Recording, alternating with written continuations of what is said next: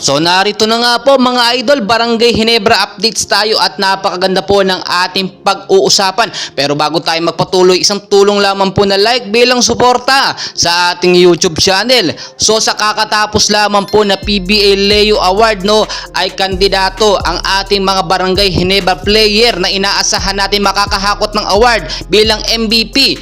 Unang-una na nga po dyan, Junmar Fajardo, CJ Perez, Scotty Thompson, Christian Stan Hardinger bilang kandidato. So, ang nangyari po, hakot award ngayon ng ating Barangay Ginebra team na pinangunahan na nga po nitong si Maverick Ahan Misi. At ang nangyari, most improved player pa nga po, Kung titignan nyo, kapapasok or kalilipat lamang yan sa Barangay Ginebra ay nakakuha pa nga ng award, Sinasabi tuloy ng mga pass, bakit ganun ang nangyari? Well guys, hindi naman talaga natin maitatanggi na magaling na player, star player po kasi ng Converge ito nga pong si Maverick, kaya hindi nakakapagtaka na nakakuha siya bilang isang most improved player at talagang dapat niya yung makuha, At ito nga po, nakakuha rin ng award itong si Christian Stan Hardinger bilang isang all defensive team at ito po ang matindi talaga, bilang isang MVP nakuha po ng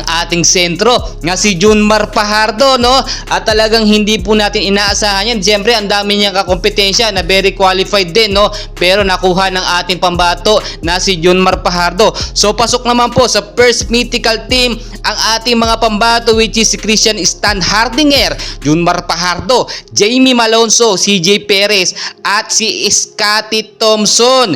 Inilabas na nga rin po ng Barangay Ginebra ang kanilang official lineup para nga po sa kanilang magiging unang laban nga po sa November 17 kontra sa kumpunan ng Converge. Present din po at nanood dito nga po sa awardee ng PBA Leo Award itong si Tony Bishop na alam naman natin na bago or import nga po ng Barangay Ginebra habang wala pa si Justin Brownlee. So napakarami po talaga mga kaganapan na very unexpected, at dahil nagsimula na nga po ang PBA ngayong season, ngayong November 5, kakasimula lamang po, ay talagang inaasahan natin na maraming mga pakulo or mga kapanapanabik po ng mga tagpo o mga laban ang dapat nating abangan. So hindi na po napanood itong live na ito sa One Sport. Lumipat na po kasi sila sa ibang stasyon, which is sa A to C. Kaya sa mga nagsasabi kung may live sa One Sport, wala po, nasa A to C na po sila or sa ibang channel na po.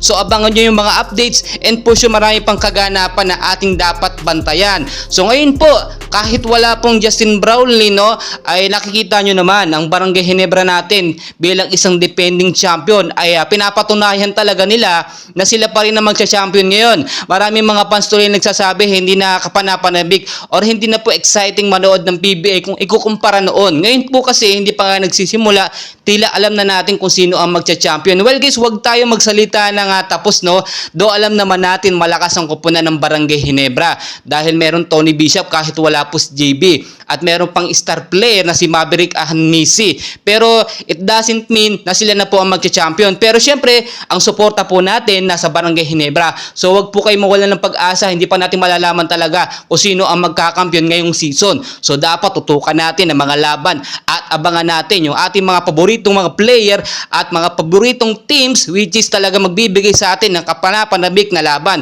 Well guys, patuloy ko po kayong i-update and please, ako po yung nakikiusap sa inyo. Isang like lang po, subscribe and pahit na rin po ng notification bell para updated kayo sa ating mga Barangay Ginebra at PBA updates. Maraming